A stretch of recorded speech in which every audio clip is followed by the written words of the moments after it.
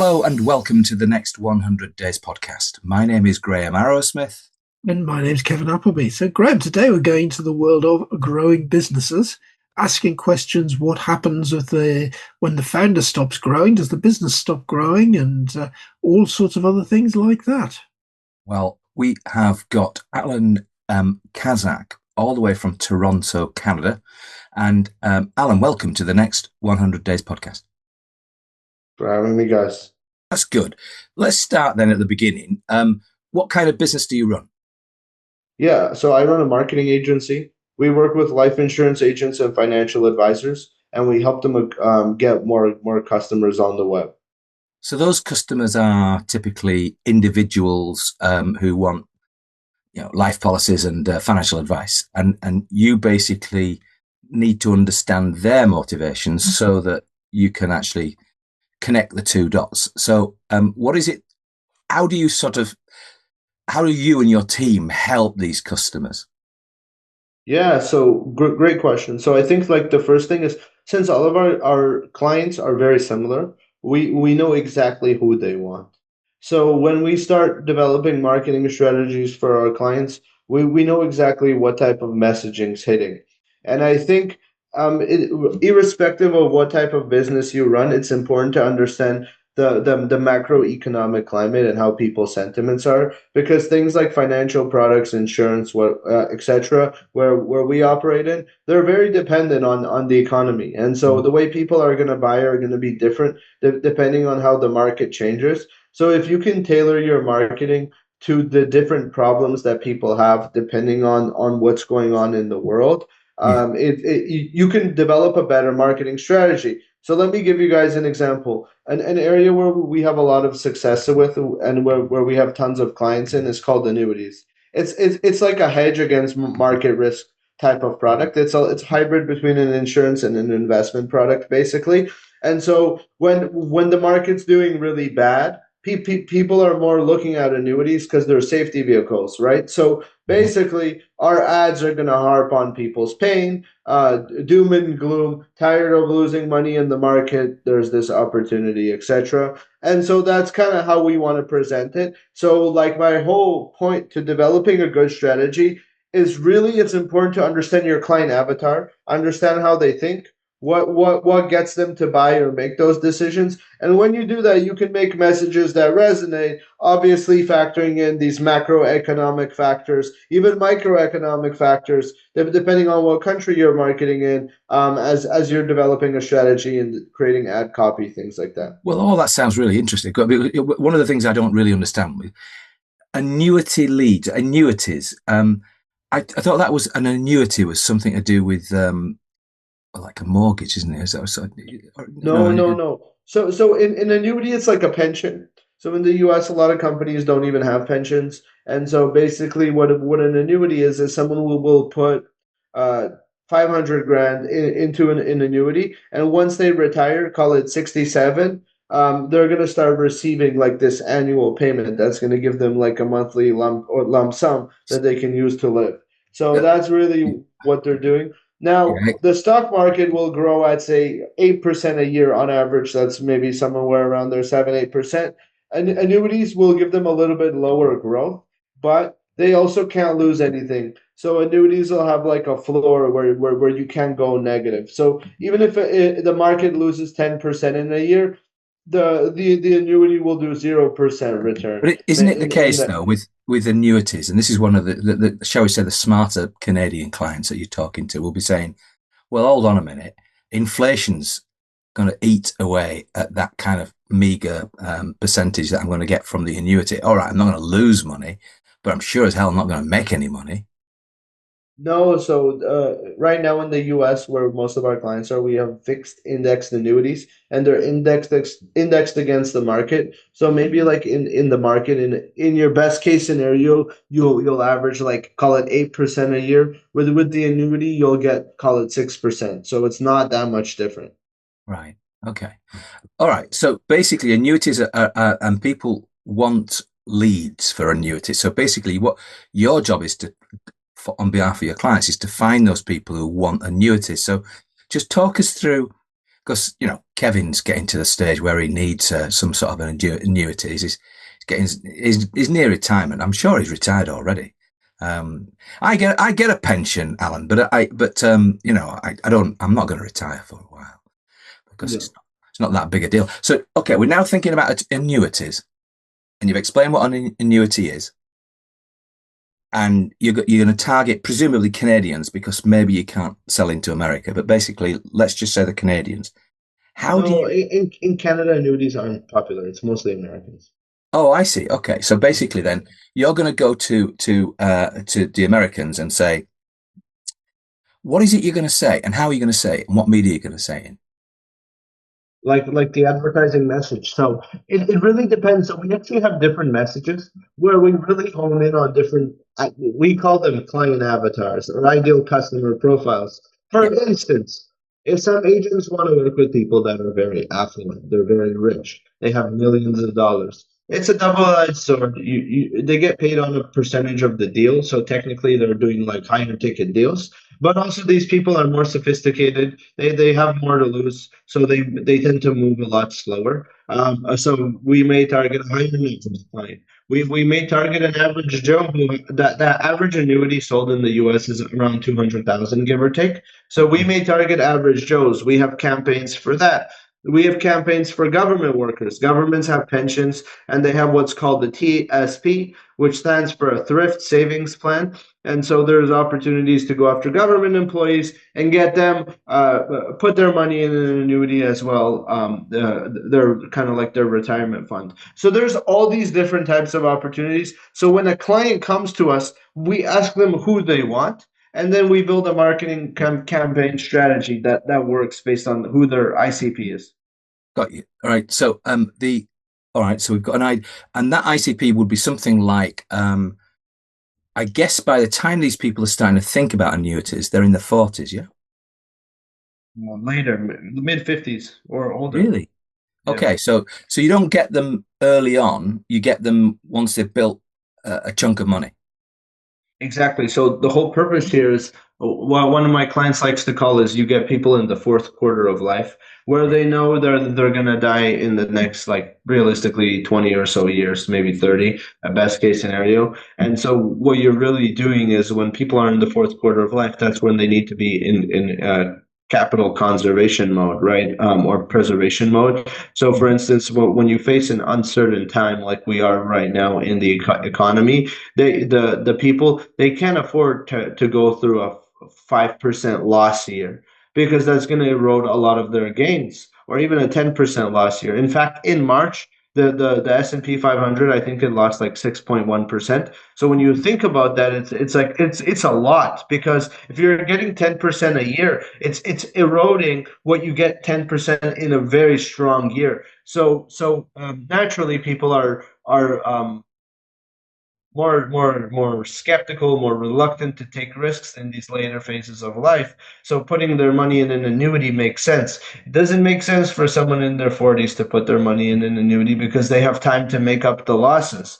But that person who's got $1 million and they're about to retire, they can't afford to go through losses. No, sorry. I was kind of confusing the fact that you're buying an annuity once you've built up a sum of money, but the annuity in the States isn't a sort of a graduated policy. So you don't have a policy that leads to an option to buy an annuity.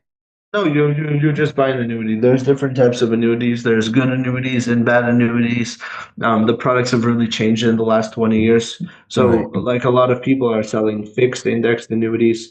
We also do things like Roth conversions. This is like a really strong campaign right now. And so basically, the Roth conversions are giving people the opportunity to save money on taxes. Because a Roth account is it's like a tax-free account in the US. So Yeah. they can use the annuity and put the funds into a Roth over a number of years and save hundreds of thousands, sometimes even millions in taxes by using these types of strategies. Okay, so all right, so you're explaining your in fact then your ICP is going to be somebody fairly close to wanting to retire, and also they want something that's going to kind of guarantee the next 20, 30 years of their life. Yeah. Right. Okay. We get that. But in your advertising, you're saying you can scale your business and you're talking to the people who want these people without high intent, exclusive annuity leads. Give us an idea, just split that up. High intent, exclusive. We know what an annuity lead is because you've already explained. But what is a high intent, exclusive lead? Yeah, so in this business, there's a lot of companies out there that sell shared leads. So what ends up happening is three other advisors are competing for the same potential customer. So Yeah. what we do is all exclusive. So if an advisor is competing with three other people, it becomes a race to the bottom. It's who calls them first and who gives them the product that sounds the best. And a lot of times, if a product sounds the best, aka in this world is maybe it promises people the highest rate of return, it'll have some negative contingencies. Example would be like they have something called surrender charges, where if you want to withdraw money early, you have to pay penalties, things like that. Probably higher penalties on some of these worse products. So it's not like advisors are kind of like competing for the same customer in the case of shared leads by giving people like the shittiest product on the market, and that sounds good. So it's never good for the consumer. And so with us, they get exclusive leads, so they're not competing with the same for that same customer. So they're actually able to do what's best for the client. And so some of our clients are life insurance only licensed, others are full fledged financial advisors. And in the US, they call it a fiduciary. Yeah. What what a fiduciary means is it's someone who kind of has to exercise like more caution and is under more scrutiny in the way that they act and advise clients. So it's really, really important that like an advisor is acting like a fiduciary and giving clients best advice. So you kind of have this, well, whenever you're in a situation of shared leads, like it's almost like you can't even wear their fiduciary hat because in order to So win that job, they have to give let's the just say client. you get in touch with a guy in the US, and he's your team's spoken to him. He's now a lead for XYZ financial advisors. He goes there and he don't like them. What happens then? Doesn't want to work with them. He may fill out another form online um, uh, and go somewhere else. But would you have a contingency for him just in case he wants to back out? Okay, well, we'll make you exclusive for someone else. No, we don't No, do that. no. Okay, that's interesting. So exclusive does mean here you are, and they've got to be pretty bad at the job to lose that lead. But Yeah. nonetheless, that's their risk. You're going to Yeah. provide them a lead, and you're going to charge them a lead, or do you work with them to say we'll work on conversion? Because if you're doing so well on lead generation, do you work on a conversion? We don't work on conversion. I've tried it before. It usually never goes well. Reason is that advisors have no skin in the game, and the sales cycles on annuities are very long. They're 2 to 3 months. So Yeah, from the standpoint of me scaling my business, it'll be very, very difficult. So yeah. that's why it's a lot easier for us just to charge our clients a fee. Like we usually charge them a monthly retainer fee. Right, I get you. I see. I understand. So, Yeah. well, okay. So you not only get annuity leads. Um, at the end of the day, what you're good at is generating leads. So let's go back to that. You do that what on social media, on email? I mean, what are the channels that you use to get these people?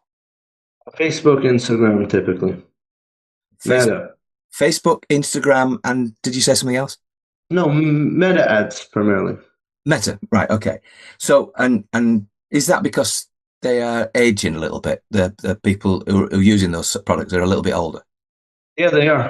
It aligns very well with our demographic. We won't find these people as much on TikTok if they're like me, especially this 55 and older demographic. So we've found like a really good sweet spot. We know exactly what works to advertise to seniors because like that's our target market. That's our area of expertise.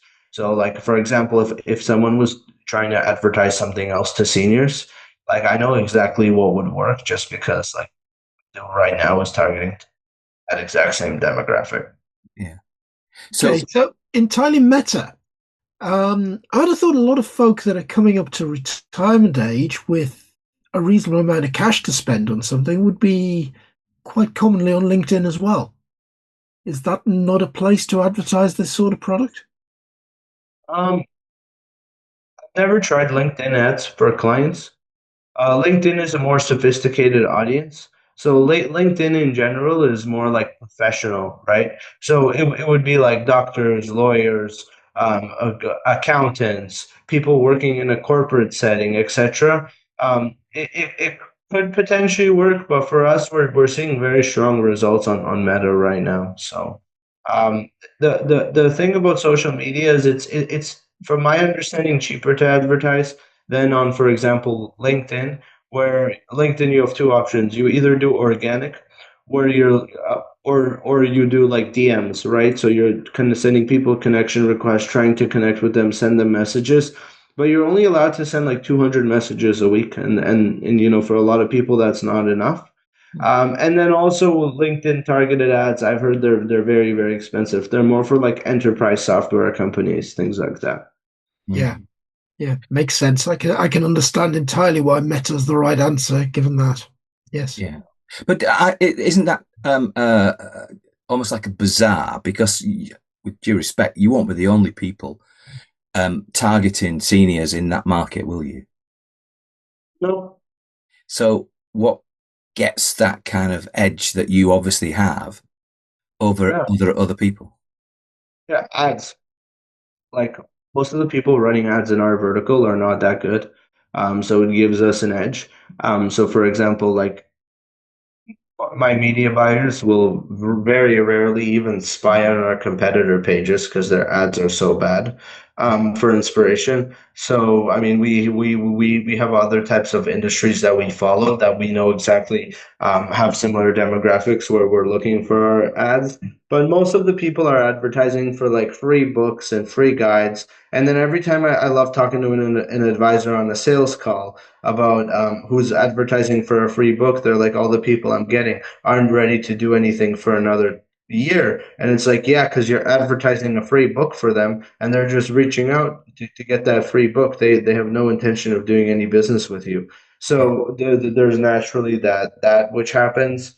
Um, yeah, I mean, these are all things that we do to So these, differentiate ourselves. We focus on pain. So if we understand what type of pain people have, we can make the best. So in the world of meta, the most important thing is creative.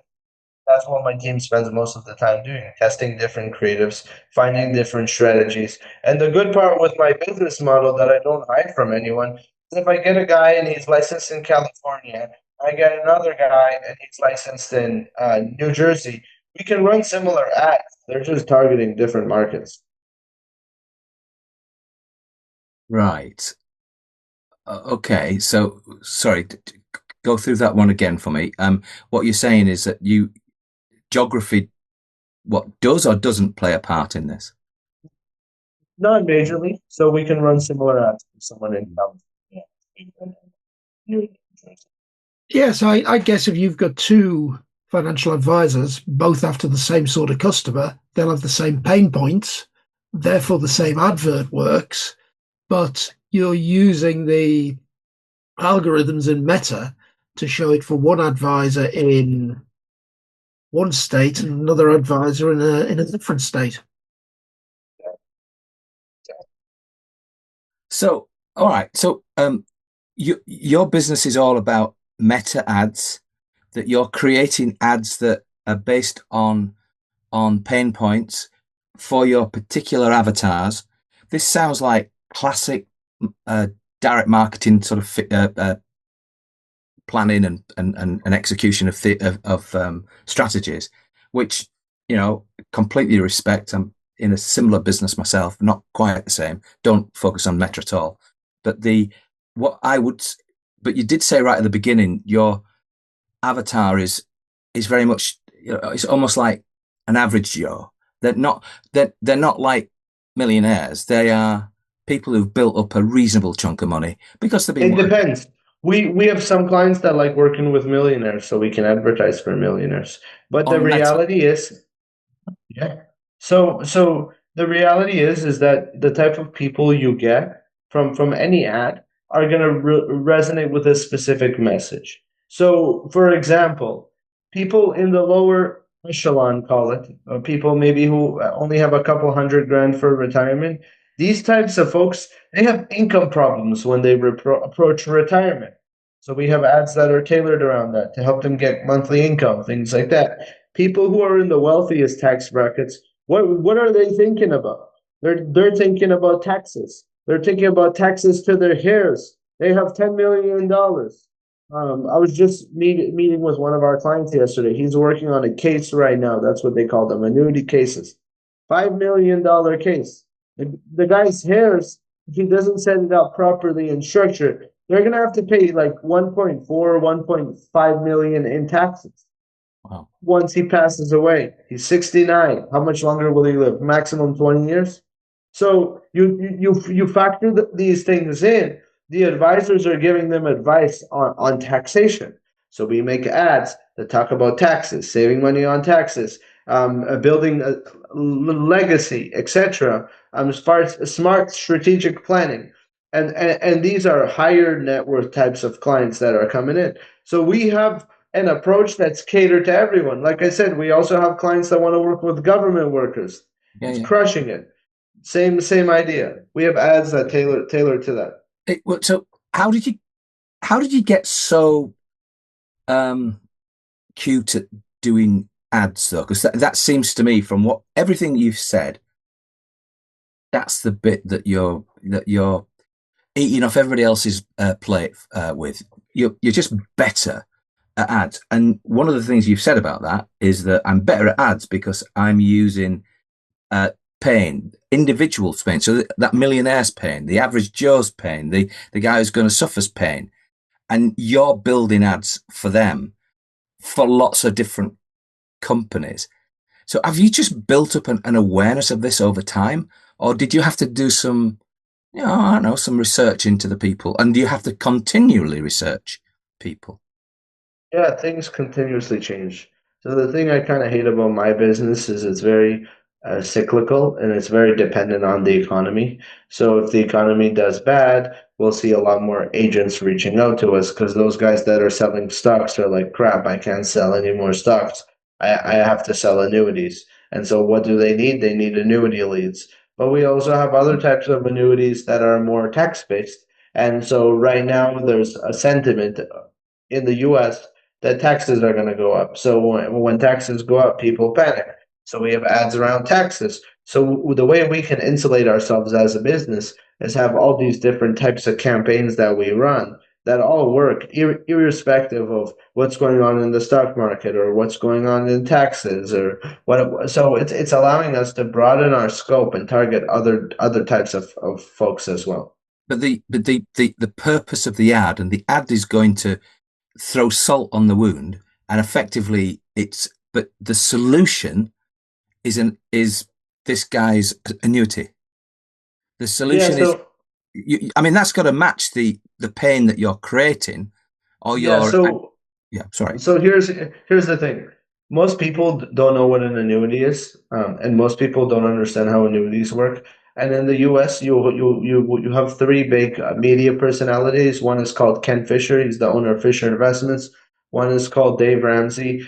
He's like a big media conglomerate. And the last one is Susie Orman. I think she's similar to Dave Ramsey. They're all yelling at the top of their lungs on television, the radio, the news, the YouTube, whatever. That annuities suck, that annuities are scams, that you should avoid annuities. So immediately when you go to the average Joe in America and you say, hey, what do you know about annuities? They're like, oh, that's a scam. And so that's why you don't lead in with the term annuity. You lead in with the pain that people have. And the advisors are showing them that the annuity is the solution to their problem. So it's not, that's why it's very important.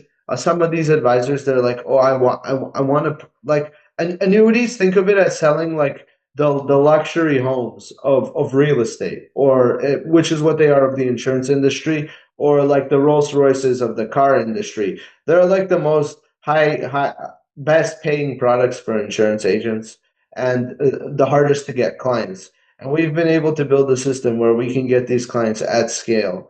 And the only bottlenecks that we have is advisors don't know how to sell these products, so they struggle to close, and then after a few months they leave us. But there's tons of advisors, and we have a very strong clients. Like some of our clients are with us for like 4 years. So Yeah. naturally, our system works. People wouldn't keep paying us for 4 years if they're not getting killer results.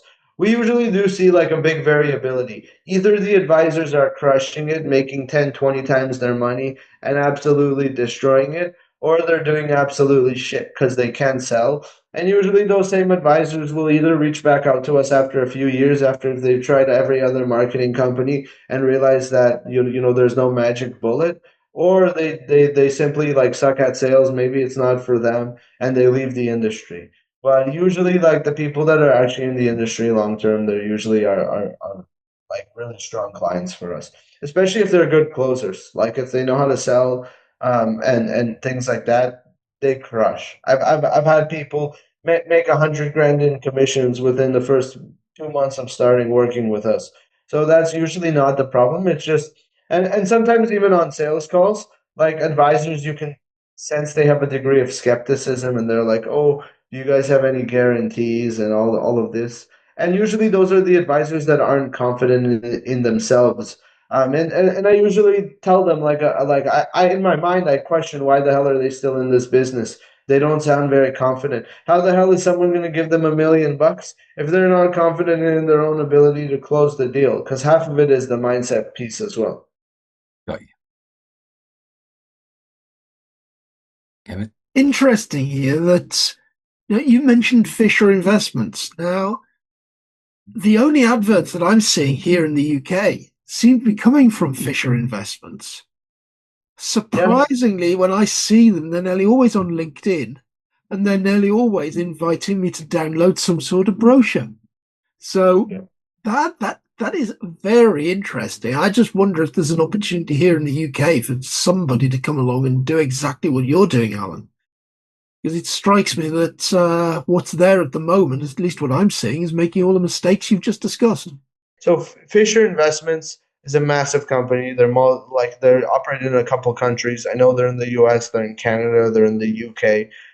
In respect to like your question about opportunity in the UK, I don't know how the annuity market works in the UK, so I don't know how big of a thing annuities are. In the US, they're really big, and it continues to grow. And for me, my business is very like the shittier the stock market does, the better it is for our business because we Yeah. have all these financial advisors and of insurance agents that'll flock to annuities as a safety vehicle. And we've even seen this in the last few months. I think March is like a nail on the coffin because we're seeing a lot more demand. Like it's almost like the shittier the economy does, a month later, it's like our business will get a lot more leads, just because of how it works. But definitely, if the UK has a good annuity market, there's definitely opportunity. I will say I think a lot of these areas outside of US are less competitive for advertising. They're not necessarily better. Like Canada is maybe less competitive for advertising, but like insurance agents and financial advisors in Canada are way more broke than insurance agents and financial advisors in the US. So I like dealing with clients with money because they're less headache. They understand the situation, they're nice to work with, less hassle. So it's not necessarily better to go after a less competitive market. If someone wants to try it out, they could in the UK. I don't know how lucrative or fruitful it will be. Yeah. So, Alan, you clearly got a huge amount of expertise in this very, very niche area. Yeah. How did you get into this in the first place? It was like really random. I was running a tutoring business and we weren't doing well. I was barely making money, not enough to pay my bills. And I made a difficult decision to shut that business down. And I parted ways with my business partner and just gave him ownership of the whole business. He was a good guy, but I don't know if he has the entrepreneurial instinct in him. And so I don't know what he does now. We sort of lost contact. Like it's not like we don't talk. We just like just parted our own ways and carried on with our lives. But I know that business is no longer operating. And so for me, at that time when I left that business, I didn't know what to do. I got a client who asked me to run ads because I learned ads building my tutoring business. Started running some ads for a guy I met on a beach, ironically, and he had a car dealership, and that's where I started. And then I tried signing more car dealerships and really struggled to bring in more clients. So I ended up pivoting into insurance, initially just doing regular insurance marketing for like insurance agents and agencies, and we never saw good results. So then I was like, let's try annuities. And annuities, like the first client I got, they closed the deal within the first month. So I was like, I was on to something here. And then it started going, and now like when we onboard a client, they get leads right away. It's on them to close those deals, and you know the advisors that aren't dumb, they understand that. But like our system is super streamlined, and we have tons of clients that absolutely crush it.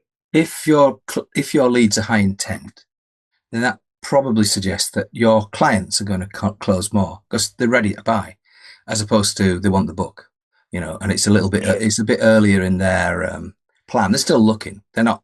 They might buy in another 16 months or something like that, but not now.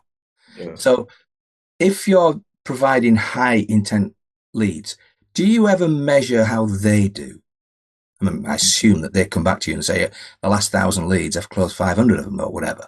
Very proud of that. Or the last Yeah. 1,000 leads, I've only done 10, then maybe not so proud. I have a client success manager. She handles relationships with clients, and her job is to keep clients as long as possible. Right. Sorry, and communicate any mishaps. So, for instance, if a client is like complaining about lead quality, she communicates that to our marketing team, and they make adjustments. It's constantly a process. There's good months and bad months, but the people that have worked with me for years have made $10 for every dollar they spend with us, if not more. Yeah. Well, that's good. That's good. Yeah. So once the sort of bottom falls out of the annuities market, which eventually it will, presumably, what do you do then? Yeah, there's constantly opportunities. If the economy does well, people need annuities. If the economy does poorly, people need annuities. There's always a place for them. The annuity market in the US is only growing. Okay. The best year I think was like 2008 and 8 when the stock market really collapsed. I don't think the next 3 years are going to be good in the economy anyways. So I mean, annuity sales are booming. Just last month, 6.1% decline in the stock market. So there's definitely a need for annuities. So what people are doing is they're saying, I just want a bit of certainty. Yeah. So think about it like this. The financial advisor that's managing someone's money, let's say they get $1 million. They have to manage that person's money. And then every time the money goes up, client is happy. The stock market goes down, client is angry. Now they have to deal with all this crap, right? Alternatively, they sell someone an annuity. They can never lose. Annuities are safety vehicles. They'll never lose. They might Yeah. not make anything, but they'll never lose money. The team that you've built, they do lots of different. You said you had a girl looks after the success of clients. So how big is your team now?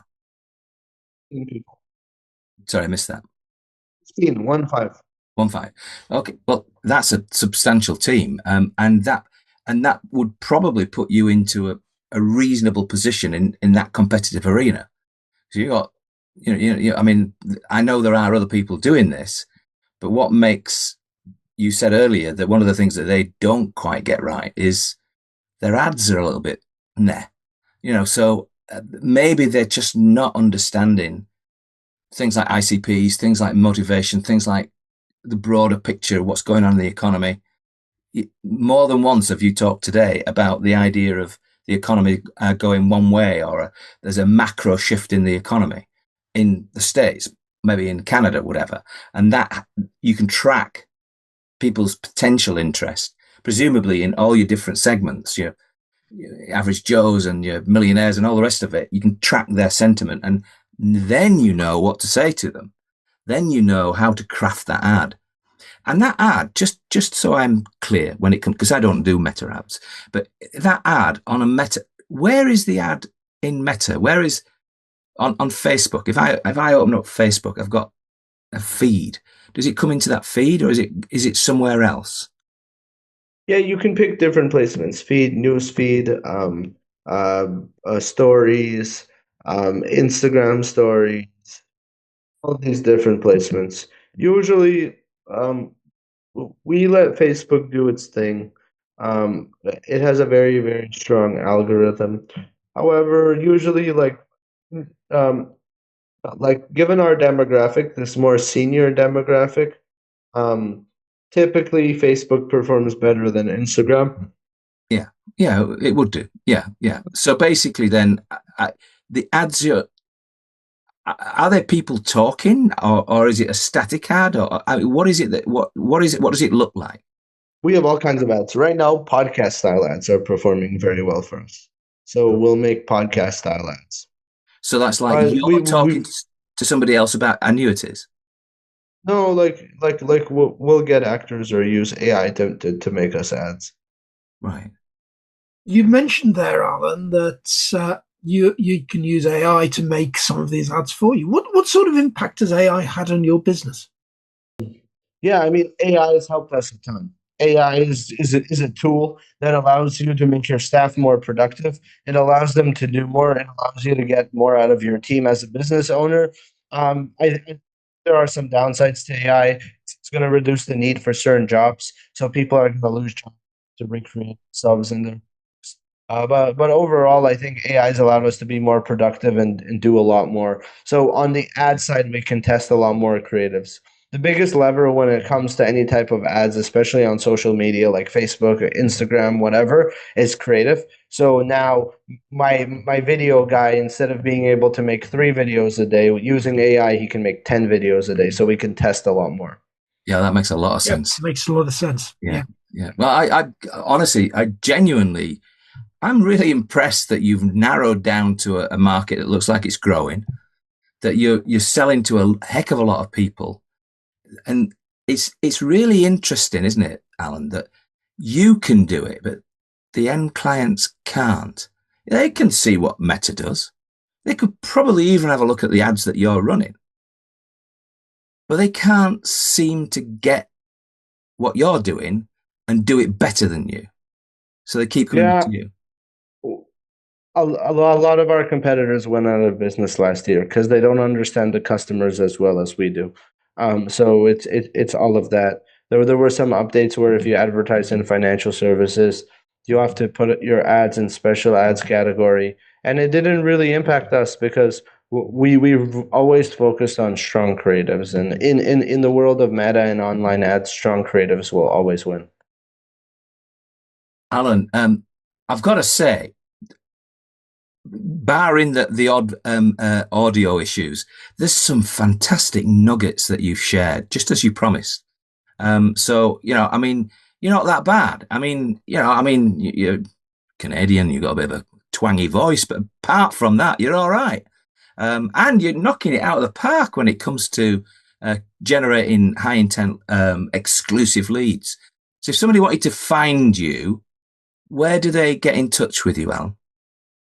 Yeah, so the best way is email. It's Allan@VroomMediaGroup.com. I'm more than happy to talk to anyone. They should just mention that they heard me talk on your show, and I'd be more than happy to connect with them. They can also follow me on Instagram. So my Instagram handle is ALN, like kind of like my first name without a few letters, VR94. That's it. ALN VR94. They can also connect with me on LinkedIn, just like my full name, Allan Khazak. I'm more than happy to connect with anyone on LinkedIn as well. Again, mention in the note that you guys saw me chat on this show, and I'm more than happy to connect with you guys.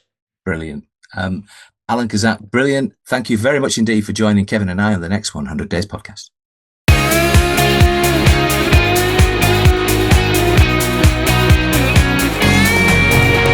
Great. An interesting journey into a very niche area of marketing, and a man who's got a very clear formula in there of what works. Yeah, yeah. Yeah. Forgive me for not sort of immediately picking up on what an annuity is. I know what an annuity is. It's just that I don't know. Before the You're podcast. getting old, Graham. Well, You no, don't before the need an podcast, annuity. I'd had a massage, a brilliant massage, and I was feeling so chilled.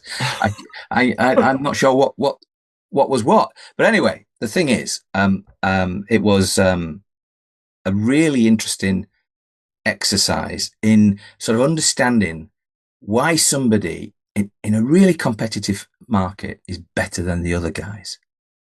Yeah. And he almost gave us the ingredients. All right, the secret sauce of the ads is you'd have to look at them, wouldn't you, over time and actually study them. But at the end of the day, told us what the formula was. Pain points for an ICP. So the ICP is not it's not the same one. There's lots of them. And if you can draft an advert for that particular group of people that speaks to their pain in context to the world that's going on around them, then you're likely to get some interest. Yes, indeed. Facebook ads is something we found recently is something that works in Grow CFO. It's a very, very good way at generating leads for some of our high ticket programs. I think anybody listening to this, one of the things to take away is, Facebook advertising, if you get it right, works.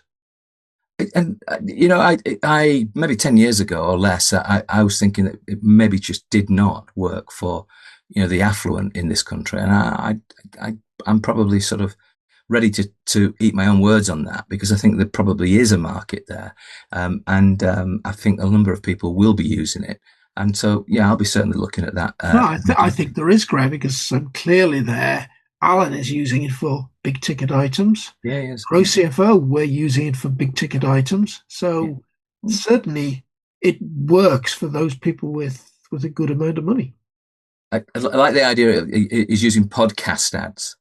Yeah. So, I think you and I might have a second career somewhere along the line. But probably not today. And on that point, I've been Graham Arrowsmith. I've been Kevin Appleby. Goodbye. Goodbye.